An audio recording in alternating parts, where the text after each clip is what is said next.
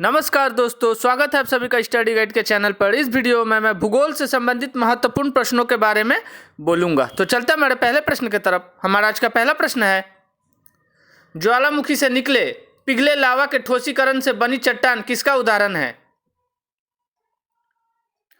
सही उत्तर है बेसाल्ट चट्टान का। ज्वालामुखी से निकले पिघले लावा के ठोसीकरण से बनी चट्टान बेसाल्ट चट्टान का उदाहरण है। हमारा अगला प्रश्न है, दोआब क्या होता है? दोआब क्या होता है? सही उत्तर है दो नदियों के बीच की भूमि। दोआब दो नदियों के बीच की भूमि है। हमारा अगला प्रश्न है, वायुमंडल की सबसे निचली परत को क्या कहते हैं? सही उत्तर है ट्रोपोस्फियर।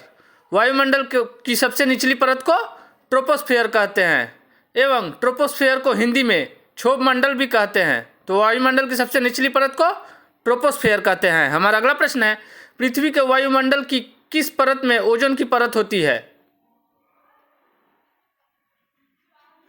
सही उत्तर है समतापमंडल में। पृथ्वी के वायुमंडल की समतापमंडल परत में ओजोन की परत होती है। हमारा अगला प्रश्न है, ब्रह्मांड के अध्ययन को क्या कहा जाता है?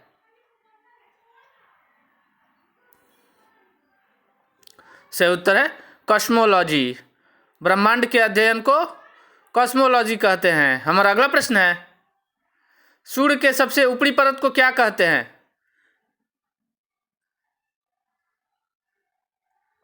सही उत्तर है कोरोना। सूर्य के सबसे ऊपरी परत को कोरोना कहते हैं एवं सूर्य में सबसे ज़्यादा हाइड्रोजन गैस पाई जाती है।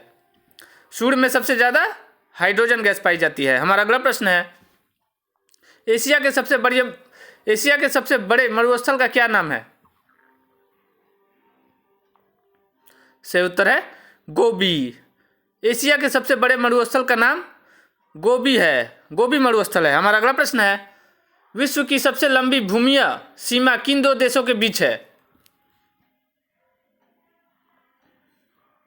सही उत्तर है कनाडा और यूएसए।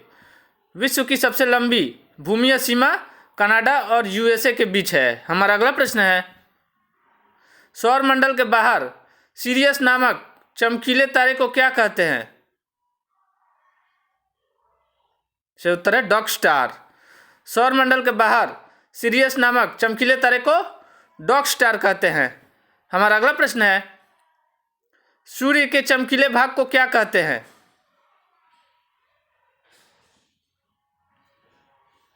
सही उत्तर है फोटोस्फीयर। सूर्य के चमकीले भाग को फोटोस्फीयर कहते हैं। हमारा अगला प्रश्न है, अंतर्राष्ट्रीय तिथि रेखा किस महासागर से होकर गुजरती है? सही उत्तर है प्रशांत महासागर। अंतर्राष्ट्रीय तिथि रेखा प्रशांत महासागर से होकर गुजरती है। हमारा अगला प्रश्न है, कौन सी रेखा भारत के लगभग आधे हिस्से से होकर गुजरती है? सही उत्तर है कर्क रेखा। कर्क रेखा भारत के लगभग आधे हिस्से से होकर गुजरती है। हमारा अगला प्रश्न है, भारत में सबसे छोटा दिन कब होता है?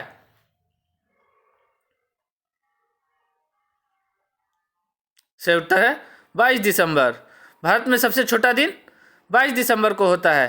आपको हमारा वीडियो पसंद आए तो लाइक और कमेंट जरूर कीजिए। हमारा अगला प्रश्न है, उत्तरी गोलार्ध में वर्ष का सबसे लंबा दिन कब होता है? सही उत्तर है 21 जून को। उत्तरी गोलार्ध में वर्ष का सबसे लंबा दिन 21 जून को होता है। हमारा अगला प्रश्न है, दोनों गोलार्ध पर समान दिन रात कब होता है? दोनों गोलार्ध पर समान दिन रात कब होता है? तो सही उत्तर है 21 मार्च और 23 सितंबर को। दोनों गोलार्ध पर समान दिन रात 21 मार्च और 23 सितंबर को होता है। हमारा अगला प्रश्न है, जब ग्रेफाइट चट्टानें रूपांतरित होती है तो क्या बनता है? सही उत्तर है नीस। जब ग्रेफाइट चट्टानें रूपांतरित होती है तो नीस बनता है। हमारा अगला प्रश्न है, सुनामी नाम किसे दिया गया है?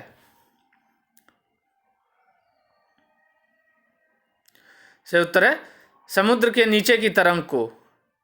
सुनामी नाम समुद्र के नीचे की तरंग को दिया गया है। हमारा अगला प्रश्न है, पृथ्वी की परत की भीतर की हलचल के अध्ययन को क्या कहा जाता है? सही उत्तर है भूकंप विज्ञान। पृथ्वी की परत के भीतर की हलचल को भूकंप विज्ञान कहते हैं। हमारा अगला प्रश्न है, विश्व की सबसे गहरी समुद्री खाई कौन सी है? सही उत्तर है मरीना की खाई। विश्व की सबसे गहरी समुद्री खाई मरीना की खाई है। हमारा आज का अंतिम प्रश्न है, वायुमंडल के किस परत में ऊंचाई बढ़ाने के साथ साथ तापमान में बिल्कुल कमी नहीं होती है? सही उत्तर है समतापमंडल में। समतापमंडल में ऊंचाई बढ़ने के साथ साथ तापमान में बिल्कुल भी कमी नहीं होती है। तो इसी के साथ आज का हमारा यह वीडियो यहीं पर समाप्त होता है। अगर आपको हमारा यह वीडियो पसंद आए तो लाइक, सब्सक्राइब और कमेंट जरूर कीजिए। बहुत जल्द मिलते हैं हमारे अगले वीडियो में। तब तक के लिए जय हिंद, जय भारत, भारत माता की जय।